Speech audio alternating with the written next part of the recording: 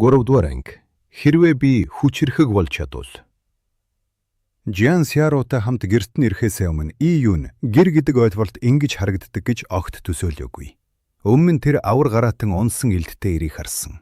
Тэгэхдээ л энэ ертөнцид нисэж чаддаг, газар газраар дүүлэм явдаг хүчтэн олон байх. Тийм болохоор том овг аймаг, их гэр бүл, элдэг урсгал сургууль хаа сайгүй л байдаг байх гэж бодсон юм. Тэр яагаад ч юм энэ ертөнцид ирчихсэн. Хэрвээ аз таарад том гэр бүл, том урсгалтай холбогдож чадвал бэлтгэл сургуульд хийж чадахгүй. Авьяас муутай, бүр зах салбар өрхийн хүн байсан ч ядаж өлсөхгүй. Өдөр хоногоо аргалаад явж болох байх гэж найдсан. Гэтэл нүднийх нь өмнө байгаа энэ нурж унах шахсан байшинг хараад Юн үнэндээ ёстой л баларав гэж бодов. Тэр өмнө нь азлагдсан хөдөө тосгонд очиж үзэж байсан. Тентхийн байшингуудыг ч харж л байсан. Гэхдээ энэ байшингийн хажууд бол тэр бүхэн хамаагүй дээр харагдана. Шулуу шар шаврыг хольж өрсөн байшин. Гэр дотор нь юу чалах? Нэг жижиг ширээ, 2 сандал, 2 хуучин ор, 1 зуух. Үүнээс өөр юм огт байхгүй. Жиан Сяро Юнийг үрээд дотогшорлоо. Замын турш Юн нэг жаахан охноор үрүүдэхэд дасахгүй. Хид босох гэж оролдсон ч бие нь хид сулдорой. Жаахан алхахад л амьсгаан дагчдаад эцэст нь аргагүй дахин Жиан Сярод үрүүлсэн. Өөрийгөө бодоход жаахан нэвгүй. Том эр хүн байж жаахан охинд үрүүлээд. Юу нэ, өлссөн байлгүй дээ. Жиан Сяро түүнийг жижиг модон орон дээр зөөлөн тавиад духныхаа хөлсийг арчив. Нүүр дүүрэн баяр. Дүүн амьд сэргсэн нь түүнд хамгийн том баяр байлаа. Юн түүний нурууг харлаа. Хогц нь хөлсөнд норж чийг татсан харагдана. Өөрөө жим бахтай туранхайч гэлээ. Энэ хооронд 2-3 км зам туулжээ. Жиан Сяро дөнгөж 14-15 тай. Тийм замд хүн үүрнэ гэдэг амар биш. Дэлхий дээрх 15 та охиныг бодоход зүгээр гар хоосон 3 км алхахад л туйлдна үз. Тийм ээ. Жаахан. Юн хуурайшсан уруула арай ядам хөдлөгөв. Энэ бол түүнийг энэ ертөнцид ирснээс хойш анх удаа ам нээж ярьж байгаа. Өөрийнх нь хэл биш болохоор эвгүй байх болов гэж бодсон ч гайхмаар нь яг л төрлөх хэл шин амнаас нь гарч байв. Би хоол хийн. Жиан Сяро инээмсэглээд ханцуугаараа Юуны нүүрэн дээрх шороог зөөлөн арчив. Дэр тавьж өгөөд нэмгэн хүнжлэр бүтээв. Гар нь эвтэйхэн, хөдөлгөөн нь болгоомжтой. Юун хэсэгтэй л гайхан хэвтэв. Энэ охин уг нь түүний жинхэнэ эгч биш. Гэхдээ түүнийг үүрч явчирч, ингэтлээ анхаарч халамжилж байгааг нь хараад түүний зүрх сэтгэл халуун дулаанаар бүлээцсэн. Жиан Сяро гал түлж хооф хийх гээд явлаа. Юун тослох гэсэн ч охин түүнийг орон дээр нь зөөлөн дарц суулгав. Дөнгөж идэж байгаа шүү дээ, даарна. 50 хэвт. Эгч нь удахгүй. Тэр ингэж хэлээд хоосон шахуу хөнгөн үрийн уут аваад гарлаа. 10 хэдэн минутын дараа хуучин ширээг орных өмнө татаж тавив. Дээр нь нэг том аяга будааны зутан, 2 үл мэдэгдэх зэрлэг жимс, бас усанд чансан зэрлэг ногоо. Юун хэдэн өдөр өссөн байсан. Бараг л цээж нь нуруундаа наардсан байлаа. Энэ хоолыг хараад гэдс нь хүчлэн базалж эхлэв. Тэр мөчөд шарсан мах, дахиа, нугас, загас гэдэл бодогдно. Зүгээр л амтыг нь төсөөлөхөд ходоод нь агшиж байв. Ийм юм идээд яаж цадах вэ? Тэр жаахан зутан өв. Зутан шингэн биш ч гэдс нь хоосон тул халуун зүйл ороход улам л өлсгөж байлаа. Хэдэн балга уугаад тосны үнэрч үгүй чансан ногооноос идэв. Гашуун, арзгар. Хэдий өлссөн ч арай л хэцүү. Эдэж дийлэхгүй нь. Тэгтэл Юун анзаарлаа. Жиан Сяро зүгээр л түүнийг ширтээд сууж байна. Өөрөө юу ч идэхгүй. Чи яагаад идэхгүй байгаа юм гэж асуув. Би эцснэ. Чамайг хайхаар явах та. Жиан Сярон царай цонхиж уруула аяархан хазлаа. Юуны зүрх палхив. Тэр охин оршуулгын газарт ирэхдээ үдээс хойш л байсан. Тэр үед эдсэн гэж үү? Гэнт ойлгов. Ийм хоол хүртэл тэдэнд хангалттай биш байдаг юм байна. Ямар ертөнц вэ? Нэг талд нь авар гараатан, унсан хүчрэхэг дайчид, нөгөө талд нь өлсөж өөхөхдөрөө тулсан жирийн хүмүүс. Юун аяга түлхээд өрөөний буланд байгаа үрийн уутыг харахад л хоосон байна. Тэр дорн ойлгосон. Өдөр тутам Жиан Сяро илүү шингэн, бараг ус шиг зутан чанаж иддэг байж.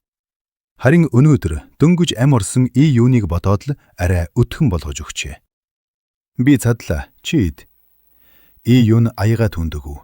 Нэгт идэхэд хэцүү, хоёрт охин хүүхдийн хоолыг хасуулж яаж чадах вэ? Өөрийгөө бодоход гунигтай. Өөр ертөнцид ирээд буцаж чадах болов үгүй бол хүч чадалтай болж нисэж чаддаг нэгэн болох тухай бодож байсан. Харин одоо бол амьд үлдэх нь өөр асуудал. Би өлсөөгүй. Жан Сяро зөрүүдлэн буцаав. Маргааш хүнс тараах өдөр би мах авна. Тэгээд чамд чанаж өгнө. Хүнс тараах гэдгийг дурдахад охины царай хүртэл өнгөлөг боллоо. Юун дуугүй болов. Дэлхий дээр амьдрал хэцүү гэж боддог байсан ч энтхэнхтэй харьцуулахад юу ч биш юм байна. Хоолгүй, өлсөж үхэх аюул. Энэ л жинхэнэ хэцүү амьдрал. Өлсгөлм, үнэхээр өвтгөн. Шүн. Садих сэвэлзэж усны захад мэлхий царцаа ээлжиж дуурна. Юун унтаагүй. Сарны гэрэлд гартаа байгаа нууцлаг ягаан бодрыг эргүүлэн харна. Нурамганаас амьд гарсан нь энэ бодрын ачаар. Жижигхэн ч гэлээ эрдэл зээгүй эрдэнэ. Судал чадвал ашиг олж магадгүй. Энэ ертөнц жирийн хүнд бол аимшигтай. Харин тэр авар гараатан унсан дунд ирэг бодоход тэдний хооронд тэнгэр газар шиг ялгаа бий.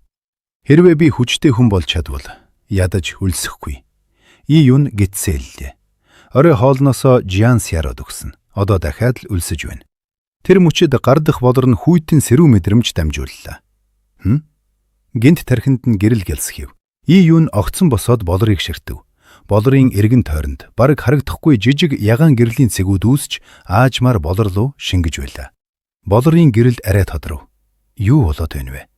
Амьсгаан төргсөв. Гэрэл нэмэгдэх тусам болор улам хүйтэн болж тэр сэрүү мэдрэмж гарнаас нь эхлээд бүх биеэр нь тархав. Яг л Рашанд орсон юм шиг. Энэ мэдрэмжийг тэр санаж байлаа.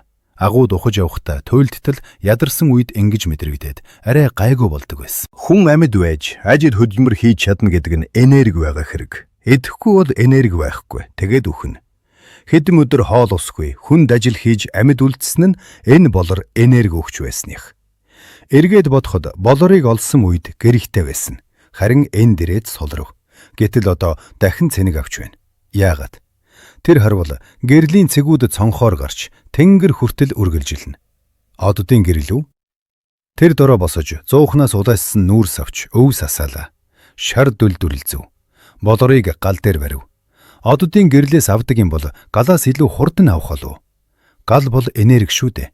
Галд шатах эсхийг тэр огт бодсонгүй. Гэтэл юу ч болсонгүй. Галд бариад ч болор өөрчлөгдсөнгүй. Халуунч мэдрэгдсэнгүй. Яг л хайлдаггүй мэс шиг. Юун толгоос ихсрэв. Туршилт бүтсэнгүй. Адаа гарахаар шийдэв. Од илүү тод. Хаалгыг чимээг үхэн онгоолгоод гарлаа. Гэтэл хашаанаас гараад гинэт загсав.